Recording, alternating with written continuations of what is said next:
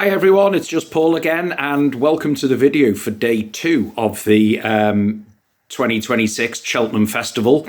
I am actually recording this a little bit earlier, I won't lie, about an hour and a half before the first race as it is. I'm going to be completely honest with you guys, Liverpool are playing at 5:45 against Galatasaray, so by the time racing finishes, there ain't much time after that really. However, I've checked, the ground ain't going to be much different, it's the same course. So in terms of the actual selections that I'm going with, nothing's likely to change. So we're going to crack on straight away with the 120, which is the Turner Novices Hurdle, 2 mile 5, grade 1. And as those will know who were on the WhatsApp service, I have, and many of us have been on no drama this end for this race at about 14 to 1 since November last year, and I've got no reason to think otherwise. Made it 3 for 3 over hurdles in the grade 1 at Newbury, I think it was last time. This is a serious horse, sired by Walk in the Park, so laden with stamina, jumps well, travels well, looks like he can do anything, front run, sticking behind, absolute bags of stamina. I don't think the faster ground today is going to be any great shakes to him. And Paul Nicholls, who he's had good horses, don't get me wrong, not like the golden era of like 10, 15 years ago when you had the likes of your Denmans and your Corto Stars, etc. But he has actually compared this horse in many ways to Denman.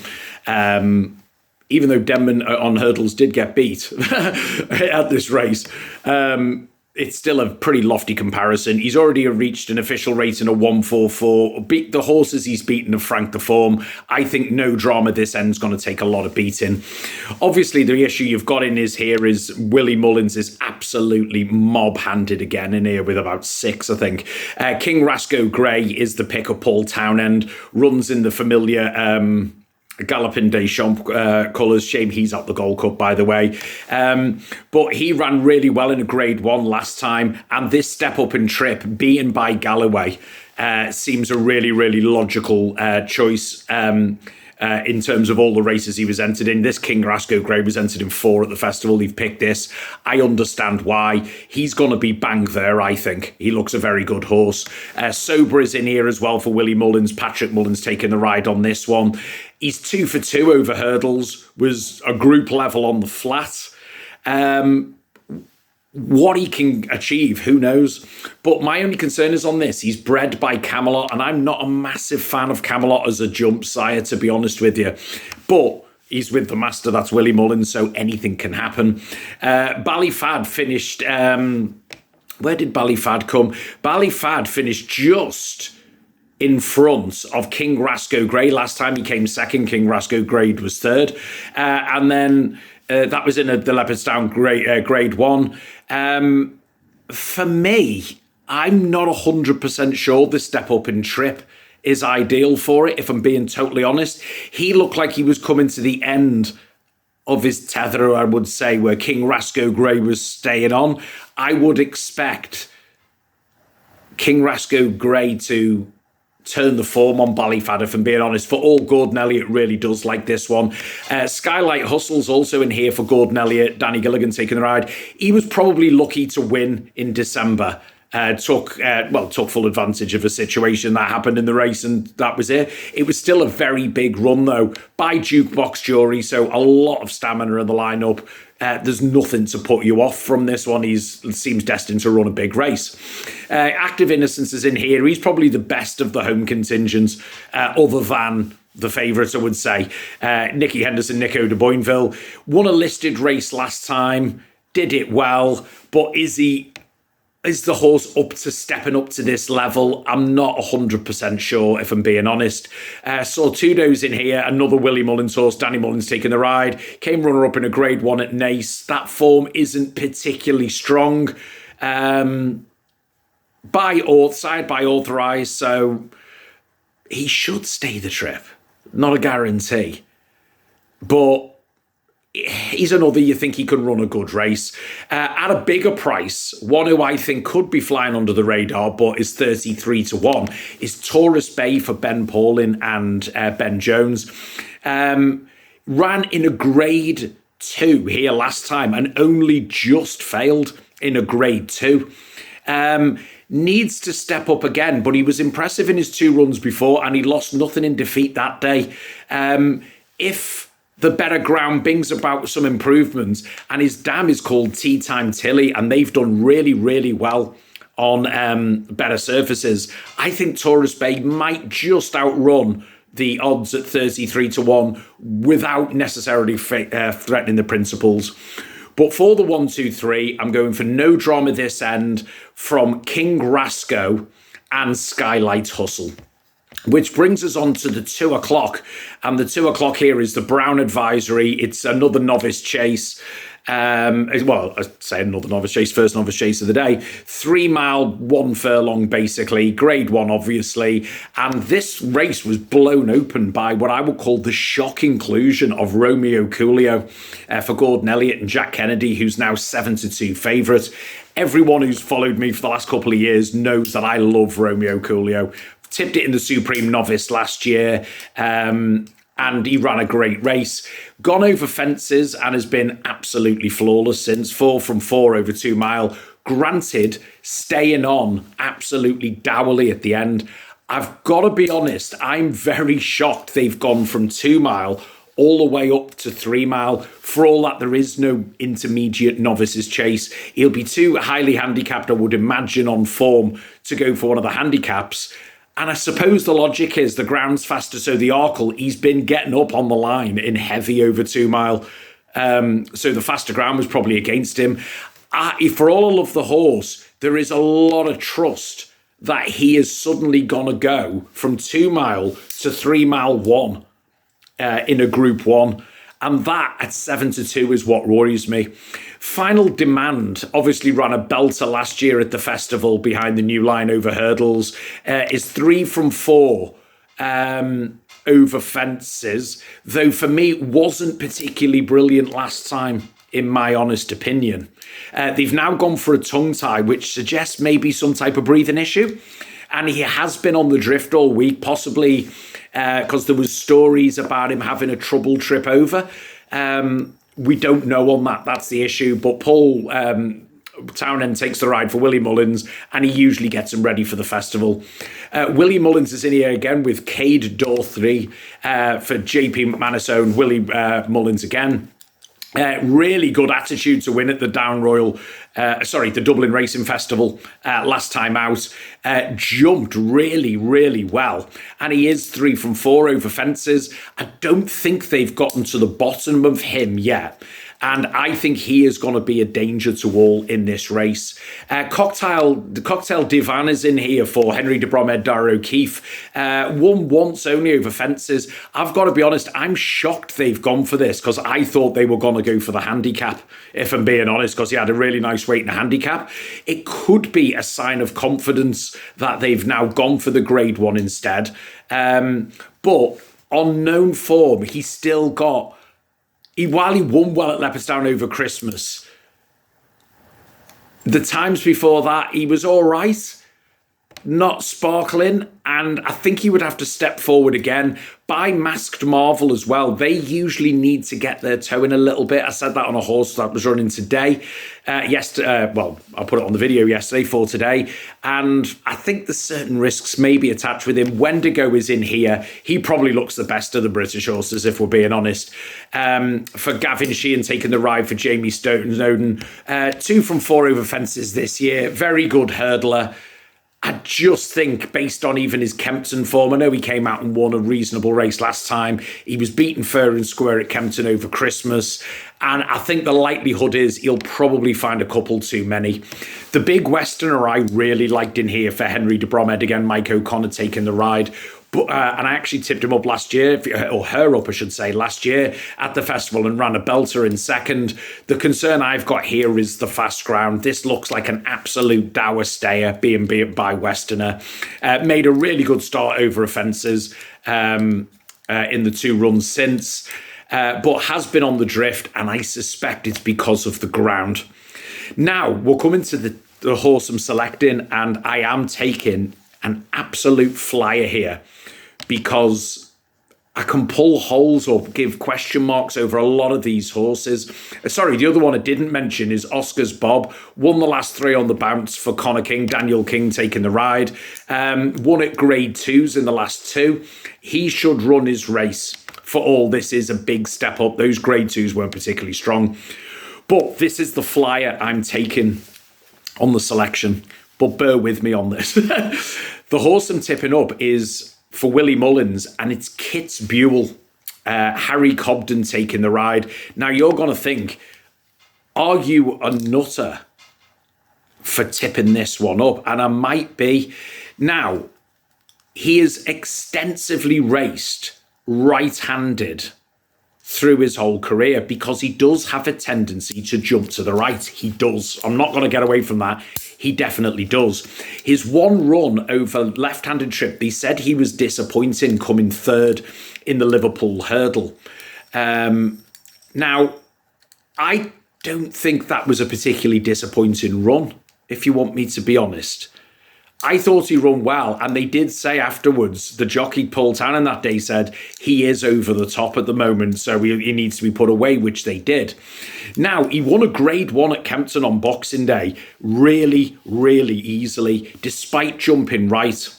Now, he's got a rating of 153. Now, if you look at the likes of, go towards the top of the market, like Final Demand is 156, Romeo Coolio is 158. He's only got a few pounds to find on them, and he has a lot more experience overall in his career than some of these. I don't know if they've got to the bottom of this horse yet, and one thing about him, he loves good ground. It's the key to him. The ground came out right for him at Kempton. He unseated on his latest, granted, but that was, again, for me, if you look at the unseat, he was jumping out of sticky ground and it didn't work. I've just got a feeling it's 16-1, and a lot of bookmakers are paying top 4. I think Kit's Buell, if they've straightened out his jumping, now there was a comment from Willie Mullins last week saying we've worked on his jumping, he's taken his chance in the Browns. If they've managed to get him to jump even slightly a straight, and that's why it's a flyer, it's going to come down on if they can work that jumping right kink out of him. I think he could certainly outrun his odds at 16-1. So for the 1, 2, 3, we're going for Kit's Buell, From Final Demand, and Cade Dory, which moves us nicely onto the 440, which is the BetMGM handicap hurdle, formerly the Coral, on this one. And I am all about, on this one, and you're going to think it's nothing original, I'm sure, Storm Heart for Willie Mullins, Dally Mullins taking the ride. Absolute class act horse, this. And being by Storm the Stars, everything looks like this trip is going to be perfect for him. He's off 11 stone 10. But he is the class horse of this handicap, and you get value 6-1. I think is a great price for him. Biggest Danger is a horse I really fancied last year, and we did get some retribution, I suppose you would say, and that is Kopek de Me. Absolutely bombed at the festival last year. All the money was down for it, and he didn't perform. Then run an absolute screamer at a huge price at entry next time out. Only had one run this season and fell. That's the worry that I have. Katira is in here for the Skeltons, and I think this horse is being talked about more because of the yard's form rather than the horse's form. I think he was valued last week at 20-1, 7-1 now, I think is far too short. The Yellow Clay is a really, really good horse. As you know, I wanted to back it in the Turners last year, and it didn't go for it. Went for a different race, didn't win. Glad I didn't put it up, but it's one of them. Very, very mixed bag this season. Huge weight to carry, but again, class horse. I just think this much weight on lightly faster ground, especially being by Yates, no guarantee you'll like it. That is a concern. Iberico Lord suddenly burst back to form for Nicky Henderson last run, having been in the wilderness for a couple of years. That was over 2 mile 5 in the Lanzarote, but different course, different trip, up another £8. That is a worry. Jingo Blue as well has been slowly brought along for Nicky Henderson, but on all known form, he shouldn't be up to this level. The one who I think is sneaking under the radar and looks a plot horse is Put Your Hands Together for JJ O'Brien, JJ Slevin. This is a huge step up in trip, but this horse has been there and done it in big races before, including at this course. By Caravaggio, there's a lot of belief and round of applause in particular on the dam. This horse should get the trip, and I think this could be a bit of a handicap blot. Looking at the bigger prices, Ballyadam is back again. Horse I love. You've got to love a horse that comes back every year and runs his race. Henry de Bromhead, Patrick O'Brien taking 5 off him here. Only had the one run this year, which was a lesser run. But he's come second and third in this in the last 2 run-ins. But carrying this huge weight at 11 years old is going to take some doing. Lucky place again for Nicky Henderson, Brian Hughes. This was talked up as a stayers hurdle horse a couple of years ago. Runs his race, not getting much room off the handicapper, and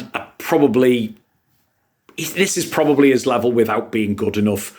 At a huge price, HMSC horses in here and got in off a lovely weight for Paul Nolan off 10 stone 11. Started the season well, but fell and unseat the last couple. He was massively fancied at the festival last year, didn't perform, and has been a bit in and out since. A revival wouldn't be a shock on this at 50 to 1. And I wouldn't put people off where they're paying top 6 or 7, saying, hey, do you know what? I'll give a run of getting into a place. But for the win, it's Stormheart for me, and I think he will take all of the beating. 1, 2, 3, then Stormheart from Topek de Me, and I'm actually. Do you know what? I've talked myself into it. At a flyer, I'm going to talk HMSC horse into there to make up the places. May think I'm crazy, but it could be a crazy day. Which moves us on to the 320, which is the cross-country race. Sadly, my anti-post on here on Ascaria 10, who ran a really good one, has gone bye-bye. Ground obviously too fast for it.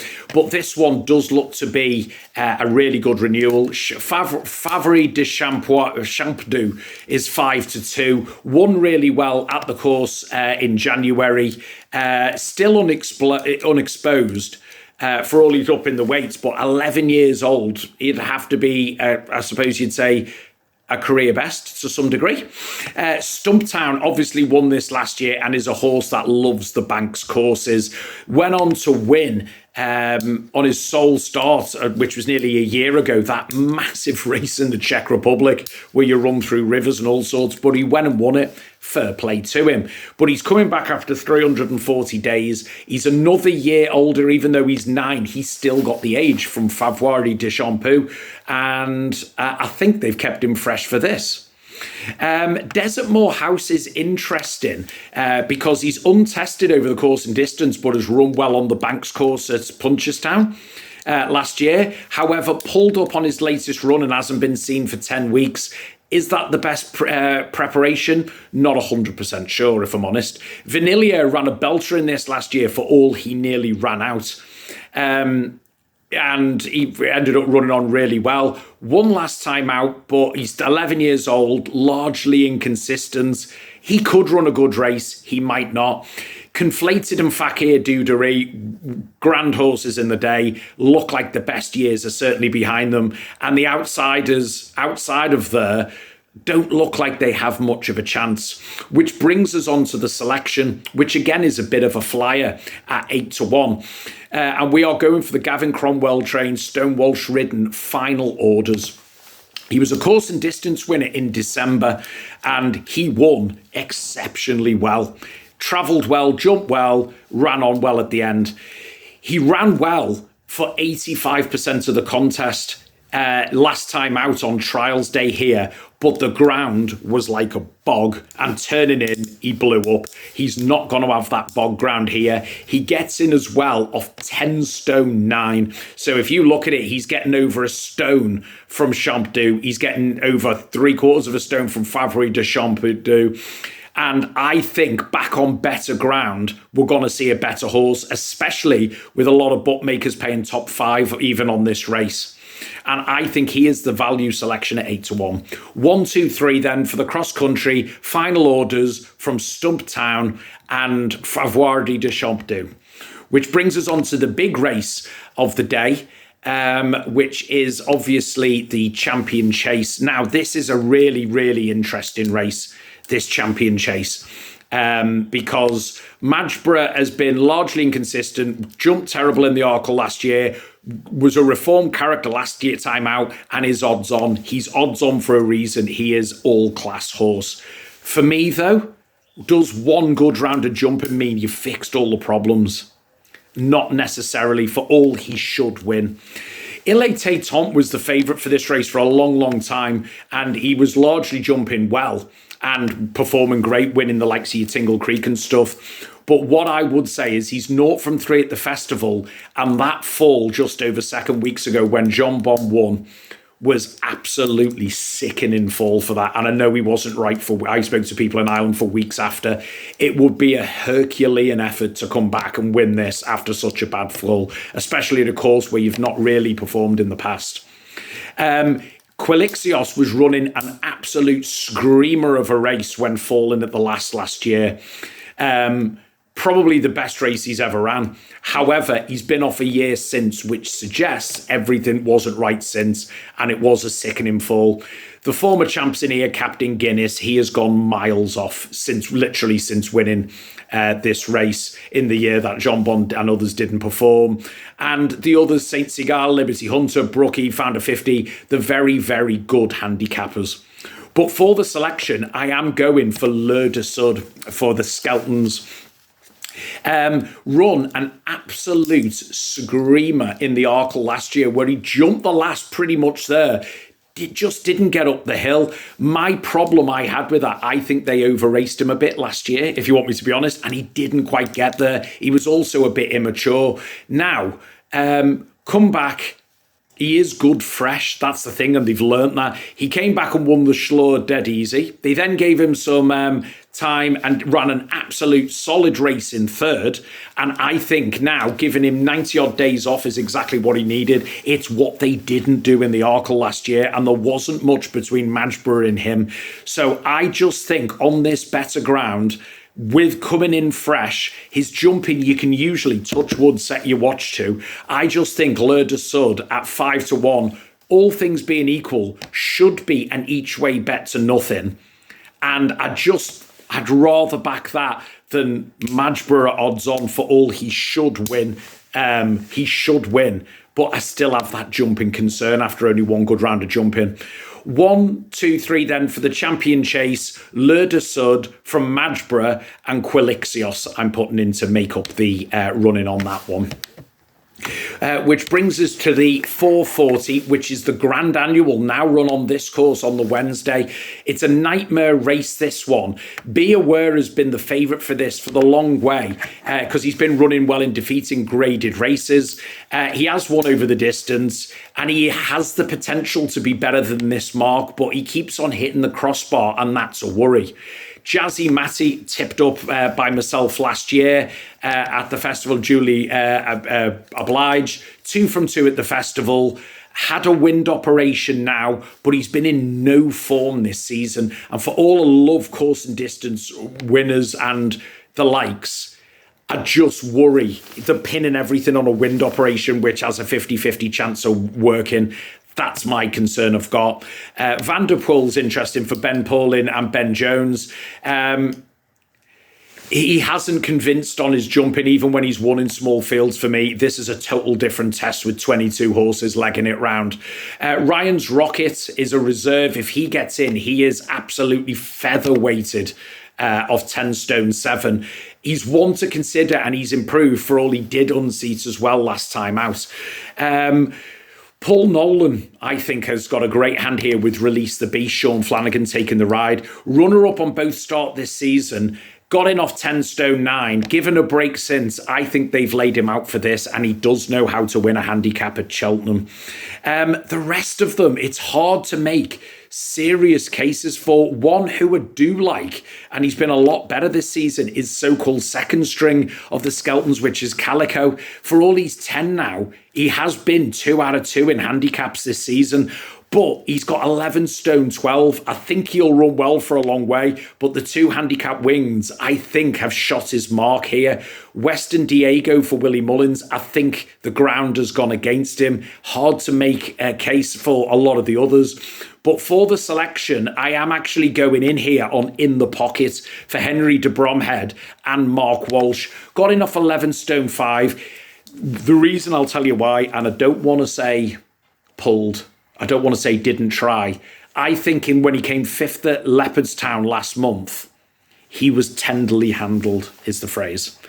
Could he have finished closer? Yes. Would he have won? No, not on that ground. He's got proven form on good ground. He's by Brew Brazil, so the good, or Brew Brazil, so the good ground will suit. And I think he's been laid out from this, and the McManuses love a handicap job. Currently around 8-1. I would encourage you to go back and watch his 5th last time out. Go on the Racing UK app, watch his last time out 5th, and let me know what you think. I think they left something on his mark to work on here. And I'm hoping we're going to see the results. 1, 2, 3 then for the Grand Annual. In the Pocket from Release the Beast. And I'm going to put in Be Aware for the 3rd. However, if Ryan's Rocket get in, I'm happy to go and replace that in the 3rd, but we won't know on that till later. Which brings us to the conclusion, which is the egg and spoon race in many ways, because it's impossible to know what to think, and that is the champion bumper. Loved Sign Danu is the understandable favourite, only had one run, battered the field, though it's interesting the evening with Rich Ritchie recently. Very recently, when he said they went into that race thinking it could be all right. Willie Mullins told him, I don't know. When he won, he went, actually, we might have a good one. But he could be, literally could be anything. Keep Him Company is interesting because this has got the best top speed figure in the race.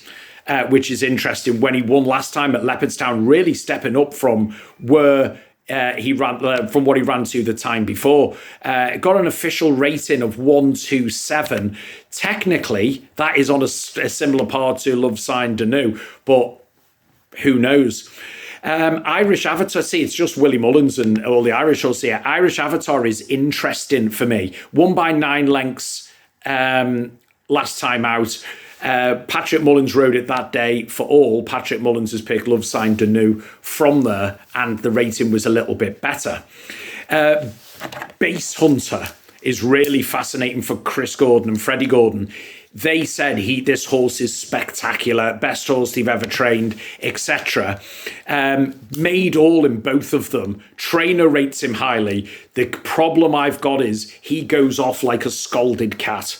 And last time out at Ascot, he was 10 lengths clear, a furlong and a half out. He won by 1. I think there'll be other front runners here. And if you try and go and lay up for that pace for so long, I think you're going to pay the price. One who I think is overpriced. I think he's overpriced. But again, you never know from the Mullins yard. Is The Wager. Jodie Townend is taking the ride. Only had the one bumper, won at Fairy House, and the logic is, well, it's nothing to be excited about. The performance was really taken. The horse travelled really well. And one thing I would say is Willie Mullins' horses can progress from first run to second run, and he can win a bumper with an outsider. We've seen it. Do you know what I mean? That one could outrun the price. What price are we on now on that? Jesus. That horse, The Wager, is 28-1 currently. That, it could be nothing, but that could end up being something quite special. Now, for the selection, I'm actually going... Sorry, one more to mention is Quirin. 1 from 1, but no 4-year-old since Q Card has ever won the champion bumper. I think they find the hustle and bustle too big. Q Card was otherworldly, though, to be fair, as we know. And that Q Card's the only one in the last 30 years. So that's quite a staggering statistic. Quirin has to come up for all. It was really impressive at Nace. Run to a good mark, but a 4-year-old going again on only a second run, will be a massive run. But again, it's a day of flyers, isn't it? We're taking a bit of a flyer here. The selection I'm going for is the Morn Rambler for Noel Mead, because what's caught my eye on here, Connor Keane, the flat jockey, is taking the ride. Now, this horse has only won once, won a very, very, very strong bumper at Leopardstown. And it's not only a very strong bumper where the form is working out, the bumper traditionally has thrown up winners of this race and horses who have run screamers in this race. He won it really well. The breeding as well, I'm looking at this, well chosen, loved decent ground. And Lobbinstown Girl, there's very little data on that dam, but her sire was a good ground group winner on the flat as well. So everything is looking good for this one. The one run as well ran up to 126. Now, bearing in mind, Love Sign Danu and Keep Him Company at the top of the market ran to 127. This one at 126. And with going definitely to his liking, Flat Jockey booked, and Colin Keane as well is brilliant in these big flat handicaps during the flat season. 10-1 to Sunday. He's towards prominent in the betting. I think this one's flying under the radar, and I've got a feeling that 10-1 isn't going to last. I think that's going to come in. So that is the selection for the champion bumper, with many bookmakers, even the likes of Virgin Bet, paying top 5 as well in this. Understandably, 22 runners. I think he is the value selection here. 1, 2, 3 then for the champion bumper. Morn Rambler from Love Sign Danu. And do you know what? I'm going to put the wager in there as well, just for a bit of interest. Thanks for coming back, guys. Enjoy day 1, which is about to go on shortly. Hope this is useful for day 2. And come on the Reds tonight. Take care, guys. Bye.